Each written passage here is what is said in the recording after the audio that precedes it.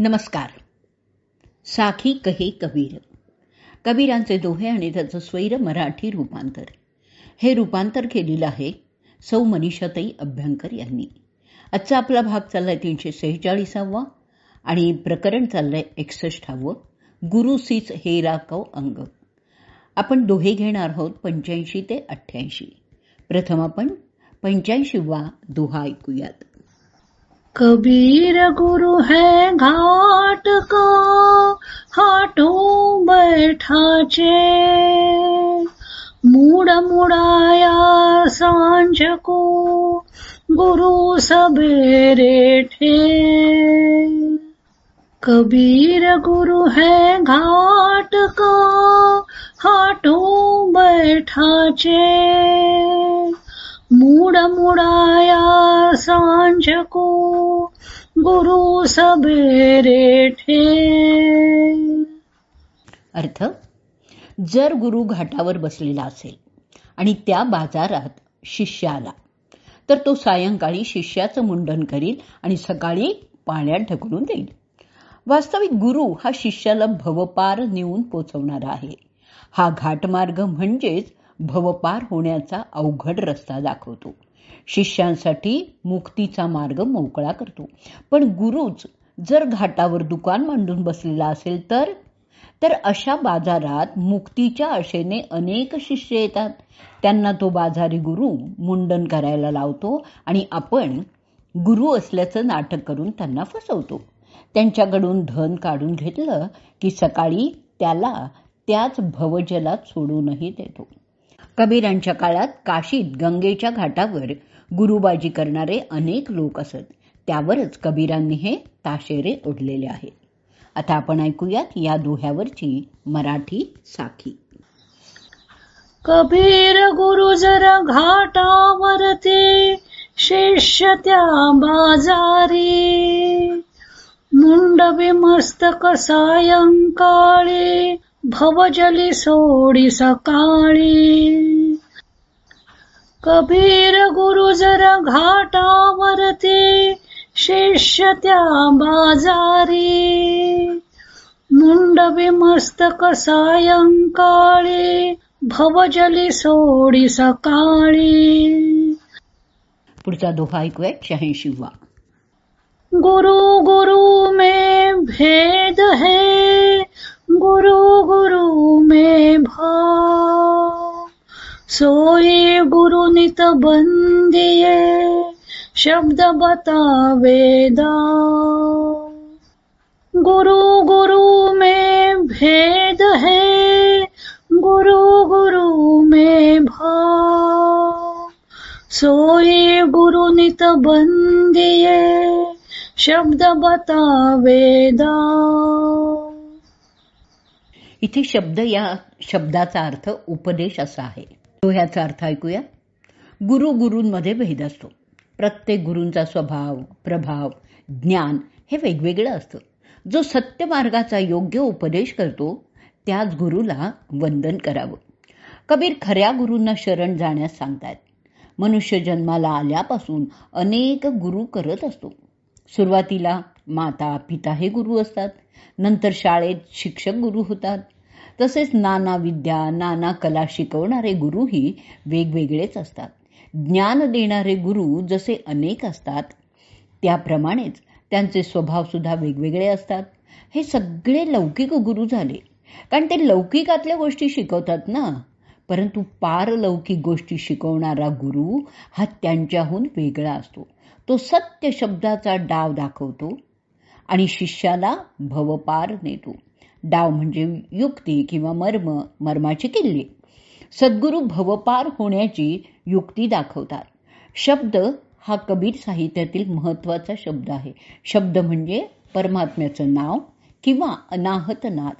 सद्गुरू गुरुमंत्र देतात, अनाहत नादाची गुरु किल्ली देतात. अशाच गुरूंना शरणागत व्हावं असं कबीर सांगतायत. आता आपण ह्या दोह्यावरची मराठी साखी ऐकूयात.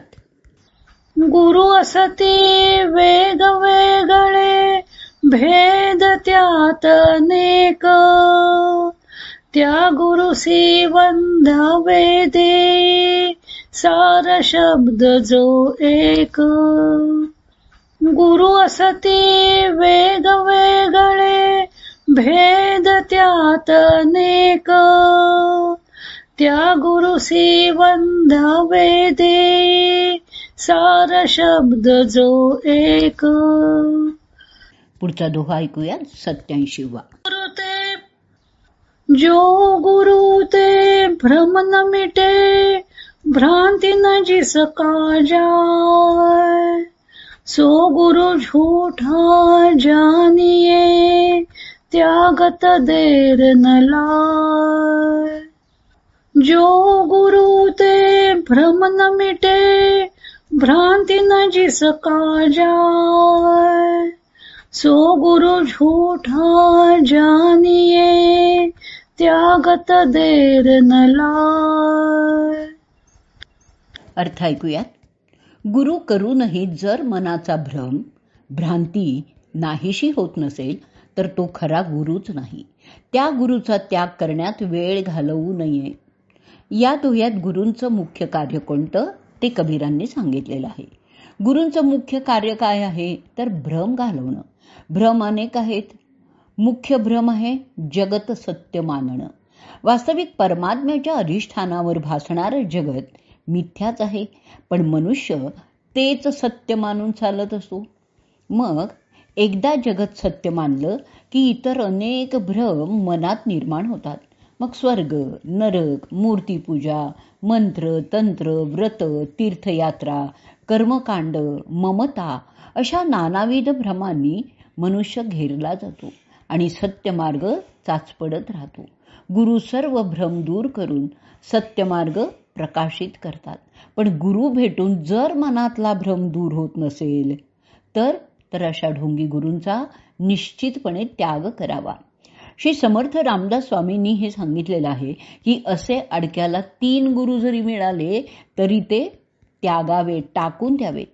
एकूणच गुरुची पारख करताना तो भोंदू आहे का, लोभी आहे का, सार शब्दाचा उपदेश देतात का, मनाला शांती प्राप्त होते का, याकडे लक्ष द्यावं. आता आपण ऐकूयात ह्या दोह्यावरची मराठी साखी. गुरु मिळूनही भ्रम ना मिटतो भ्रांती मनाची न जाये. मिथ्या गुरुचा त्याग करी तू उशीर नच तू लावी. गुरु मिळूनही भ्रम ना मिटतो भ्रांती मनाची न जाये. मिथ्या गुरुचा त्याग करी तू उशीर नच तू लावी. 88वा दोहा ऐकूयात. झूठे गुरु के पक्ष की तजत न की जयवार. द्वार न पावे शब्द का भटके बारंबार. झूठे गुरु के पक्ष की तजत न की जयवार. द्वार न पावे शब्द का भटके बारंबार. अर्थ ऐकूयात. खोट्या अज्ञानी गुरुचा आणि त्याच्या उपदेशाचा त्याग करण्यात वेळ घालवू नये. त्यामुळे आध्यात्मिक मार्गाचं दार उघडतच नाही आणि जीव वारंवार भटकत राहतो. मागील भावही याही साखीत उतरलेला आहे. गुरु ज्ञानी हवा, त्याने योग्य मार्गाचा उपदेश केला पाहिजे. परमात्म भेटीची गुरु किल्ली दिली पाहिजे. सार शब्दांपर्यंत पोचण्याचा मार्ग दाखवला पाहिजे. तर शिष्य भवपार जाईल, नाहीतर जन्म मृत्यूच्या चक्रात अडकेल. आता आपण ऐकूयात मराठी साखी आणि या मराठी साखी बरोबर आजचा भाग आपण इथे संपवूयात. मिथ्या गुरुसी त्यागण्यास तू नको करू उशीर.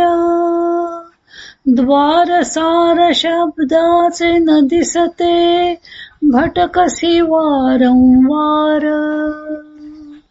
मिथ्या गुरुसी त्यागण्यास तू नको करू उशीर. द्वारसार शब्दाचे न दिसते भटकसी वारंवार.